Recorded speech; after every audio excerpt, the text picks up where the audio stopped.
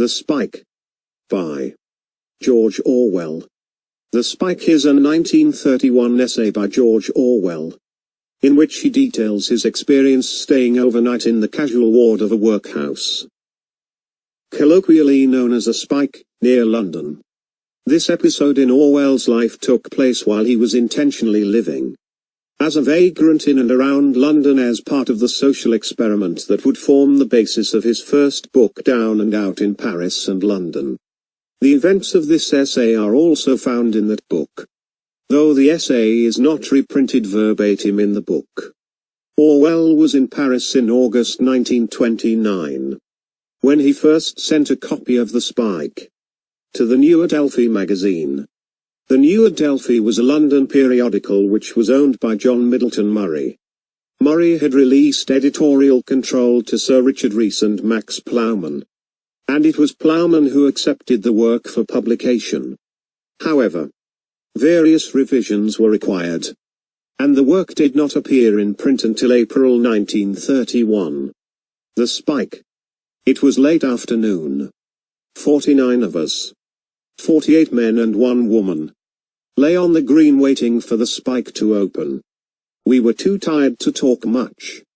We just sprawled about exhaustedly, with homemade cigarettes sticking out of our scrubby faces. Overhead the chestnut branches were covered with blossom, and beyond that great woolly clouds floated almost motionless in a clear sky. Littered on the grass, we seemed dingy, urban riffraff. We defiled the scene, like sardine tins and paper bags on the seashore. What talk there was ran on the tramp major of this Spike. He was a devil. Everyone agreed, a tartar, a tyrant, a bawling, blasphemous, uncharitable dog. You couldn't call your soul your own when he was about, and many a tramp had he kicked out in the middle of the night for giving a back answer. When you came to be searched he fair held you upside down and shook you. If you were caught with tobacco there was hell to pay, and if you went in with money, which is against the law, God help you. I had 8pence on me. For the love of Christ, mate, the old hands advised me, don't you take it in. You'd get 7 days for going into the Spike with 8pence. So I buried my money in a hole under the hedge, marking the spot with a lump of flint. Then we set about smuggling our matches and tobacco, for it is forbidden to take these into nearly all spikes, and one is supposed to surrender them at the gate.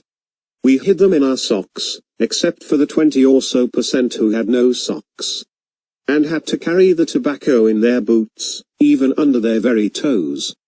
We stuffed our ankles with contraband until anyone seeing us might have imagined an outbreak of elephantiasis. But it is an unwritten law that even the sternest tramp majors do not search below the knee, and in the end only one man was caught. This was Scotty, a little hairy tramp with a bastard accent sired by Cockney out of Glasgow. His tin of cigarette ends fell out of his sock at the wrong moment, and was impounded. At 6, the sates swung open and we shuffled in.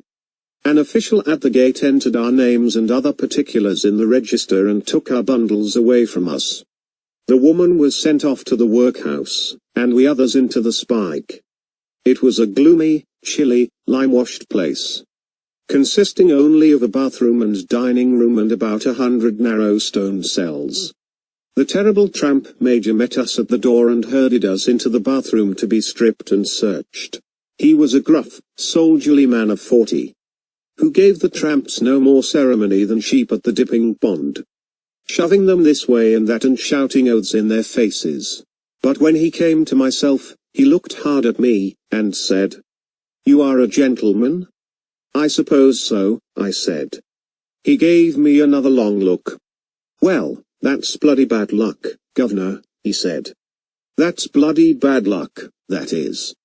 And thereafter he took it into his head to treat me with compassion, even with a kind of respect. It was a disgusting sight, that bathroom.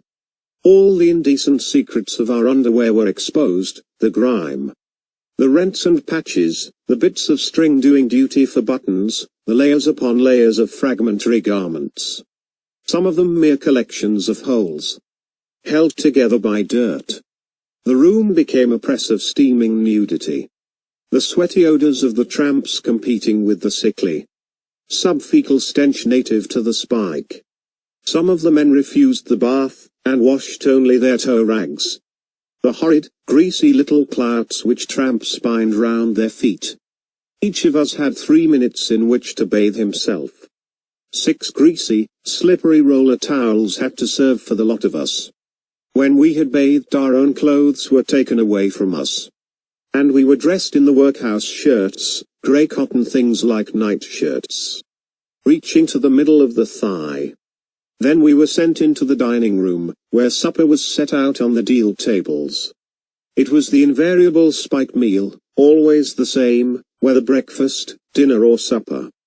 1/2 pound of bread, a bit of margarine, and a pint of so-called tea. It took us 5 minutes to gulp down the cheap, noxious food. Then the tramp major served us with 3 cotton blankets each, and drove us off to our cells for the night. The doors were locked on the outside a little before 7 in the evening, and would stay locked for the next 12 hours. The cells measured 8 feet by 5, and had no lighting apparatus except a tiny, barred window high up in the wall, and a spy hole in the door. There were no bugs, and we had bedsteads and straw paillasses. Rare luxuries both. In many spikes one sleeps on a wooden shelf, and in some on the bare floor, with a rolled-up coat for pillow. With a cell to myself, and a bed, I was hoping for a sound night's rest. But I did not get it, for there is always something wrong in the spike, and the peculiar shortcoming here, as I discovered immediately, was the cold. May had begun, and in honor of the season, a little sacrifice to the gods of spring, perhaps. The authorities had cut off the steam from the hot pipes. The cotton blankets were almost useless. One spent the night in turning from side to side, falling asleep for 10 minutes and waking half frozen, and watching for dawn. As always happens in the spike, I had at last managed to fan comfortably asleep when it was time to get up. The tramp major came marching down the passage with his heavy tread, unlocking the doors and yelling to us to show a leg. Promptly the passage was full of squalid shirt-clad figures rushing for the bathroom. For there was only one tub full of water between us all in the morning, and it was first come first served. When I arrived 20 tramps had already washed their faces. I gave one glance at the black scum on top of the water, and decided to go dirty for the day. We hurried into our clothes, and then went to the dining room to bolt our breakfast.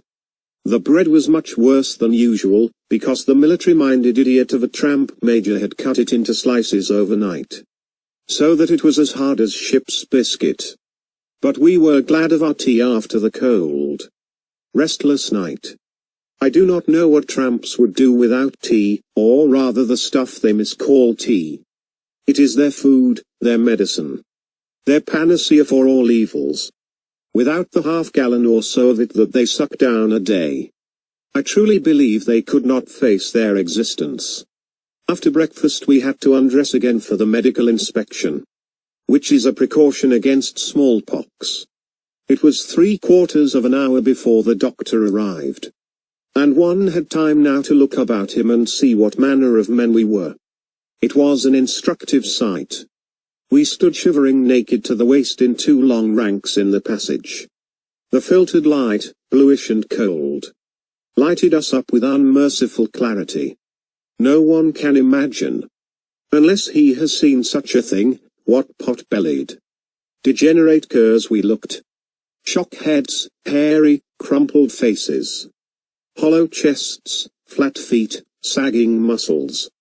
Every kind of malformation and physical rottenness were there. All were flabby and discolored, as all tramps are under their deceptive sunburn. 2 or 3 figures seen there stay ineradicably in my mind. Old Daddy, aged 74, with his truss, and his red, watering eyes, a herring-gutted starveling with sparse beard and sunken cheeks, looking like the corpse of Lazarus in some primitive picture, an imbecile, wandering hither and thither with vague giggles, coyly pleased because his trousers constantly slipped down and left him nude. But few of us were greatly better than these. There were not 10 decently built men among us. And half, I believe, should have been in hospital. This being Sunday, we were to be kept in the Spike over the weekend. As soon as the doctor had gone, we were herded back to the dining room, and its door shut upon us. It was a lime-washed, stone-floored room, unspeakably dreary with its furniture of deal boards and benches, and its prison smell. The windows were so high up that one could not look outside, and the sole ornament was a set of rules threatening dire penalties to any casual who misconducted himself. We packed the room so tight that one could not move an elbow without jostling somebody.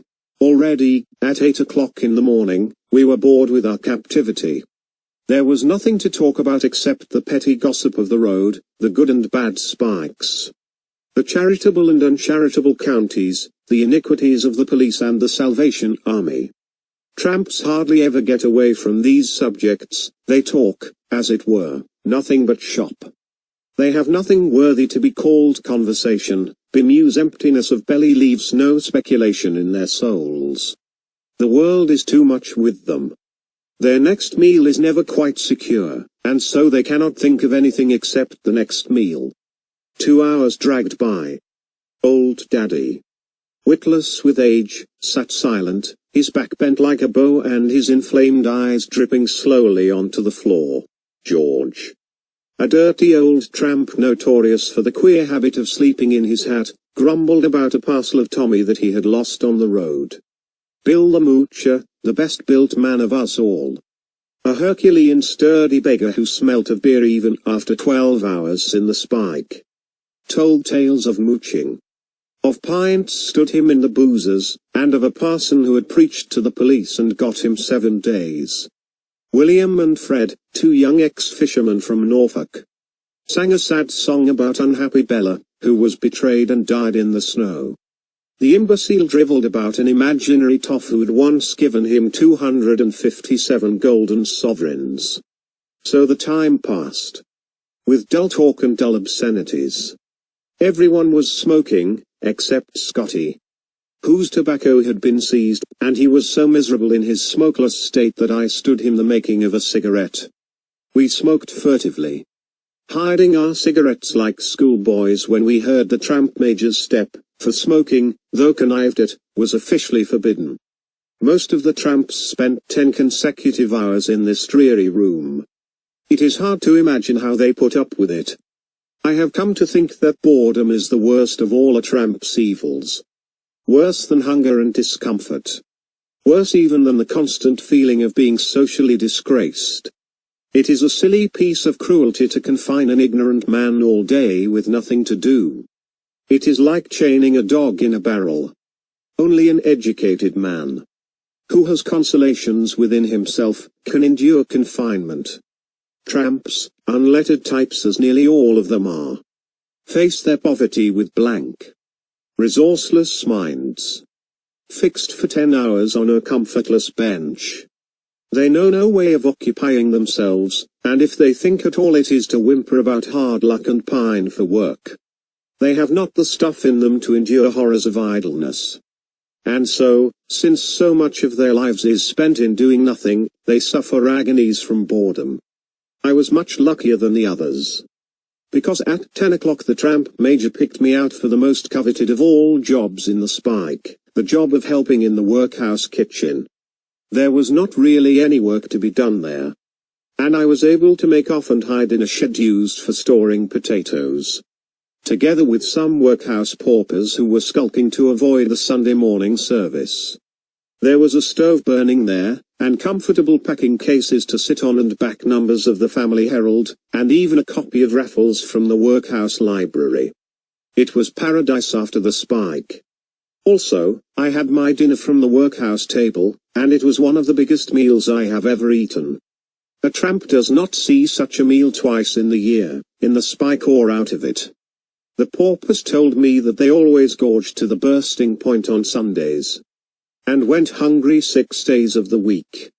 When the meal was over, the cook set me to do the washing up, and told me to throw away the food that remained. The wastage was astonishing, great dishes of beef, and bucketfuls of bread and vegetables, were pitched away like rubbish, and then defiled with tea leaves. I filled 5 dustbins to overflowing with good food. And while I did so, my fellow tramps were sitting 200 yards away in the spike, their bellies half filled with the spike dinner of the everlasting bread and tea, and perhaps 2 cold boiled potatoes each in honor of Sunday.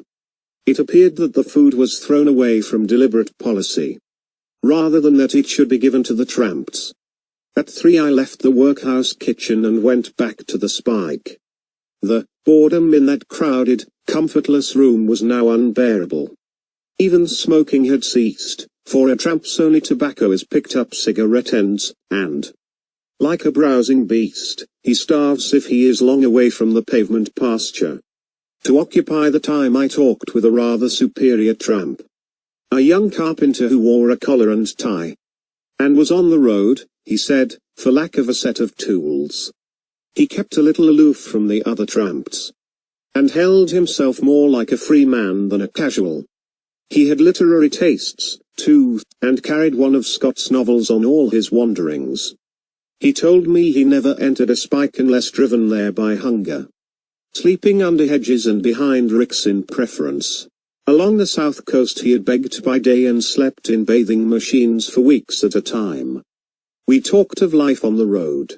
He criticized the system which makes a tramp spend 14 hours a day in the spike, and the other 10 in walking and dodging the police. He spoke of his own case. 6 months at the public charge for want of £3 worth of tools. It was idiotic, he said. Then I told him about the wastage of food in the workhouse kitchen, and what I thought of it. And at that he changed his tune immediately. I saw that I had awakened the pew renter who sleeps in every English workman. Though he had been famished along with the rest, he at once saw reasons why the food should have been thrown away rather than given to the tramps. He admonished me quite severely. They have to do it, he said. If they made these places too pleasant, you'd have all the scum of the country flocking into them. It's only the bad food as keeps all that scum away. These tramps are too lazy to work, that's all that's wrong with them. You don't want to go encouraging of them. They're scum. I produced arguments to prove him wrong, but he would not listen. He kept repeating. You don't want to have any pity on these tramps. Scum, they are. You don't want to judge them by the same standards as men like you and me. They're scum, just scum. It was interesting to see how subtly he disassociated himself from his fellow tramps. He has been on the road 6 months, but in the sight of God, he seemed to imply he was not a tramp. His body might be in the spike, but his spirit soared far away, in the pure ether of the middle classes. The clock's hands crept round with excruciating slowness. We were too bored even to talk now. The only sound was of oaths and reverberating yawns. One would force his eyes away from the clock for what seemed an age, and then look back again to see that the hands had advanced 3 minutes. On we clogged, our souls like cold mutton fat. Our bones ached because of it. The clock's hands stood at 4, and supper was not till 6, and there was nothing left remarkable beneath the visiting moon. At last 6 o'clock did come, and the tramp major and his assistant arrived with supper. The yawning tramps brisked up like lions at feeding time. But the meal was a dismal disappointment. The bread, bad enough in the morning, was now positively uneatable. It was so hard that even the strongest jaws could make little impression on it. The older men went almost supperless, and not a man could finish his portion, hungry though most of us were. When we had finished, the blankets were served out immediately, and we were hustled off once more to the bare, chilly cells. 13 hours went by. At 7 we were awakened, and rushed forth to squabble over the water in the bathroom, and bolt our ration of bread and tea. Our time in the spike was up, but we could not go until the doctor had examined us again. For the authorities have a terror of smallpox and its distribution by tramps. The doctor kept us waiting 2 hours this time, and it was 10 o'clock before we finally escaped. At last it was time to go, and we were let out into the yard. How bright everything looked, and how sweet the winds did blow, after the gloomy, reeking spike. The tramp major handed each man his bundle of confiscated possessions, and a hunk of bread and cheese for midday dinner, and then we took the road, hastening to get out of sight of the spike and its discipline. This was our interim of freedom. After a day and 2 nights of wasted time, we had 8 hours or so to take our recreation, to scour the roads for cigarette ends, to beg, and to look for work. Also, we had to make our 10, 15, or it might be 20 miles to the next spike, where the game would begin anew. I disinterred my 8pence and took the road with Nobby, a respectable, downhearted tramp who carried a spare pair of boots and visited all the labor exchanges. Our late companions were scattering north, south, cast and west, like bugs into a mattress. Only the imbecile loitered at the spike gates, until the tramp major had to chase him away. Nobby and I set out for Croydon. It was a quiet road, there were no cars passing. The blossom covered the chestnut trees like great wax candles. Everything was so quiet and smelt so clean. It was hard to realize that only a few minutes ago we had been packed with that band of prisoners in a stench of drains and soft soap. The others had all disappeared. We too seemed to be the only tramps on the road. Then I heard a hurried step behind me, and felt a tap on my arm. It was little Scotty, who had run panting after us. He pulled a rusty tin box from his pocket. He wore a friendly smile, like a man who is repaying an obligation. "Here you are, mate," he said cordially. "I owe you some fag ends. You stood me a smoke yesterday.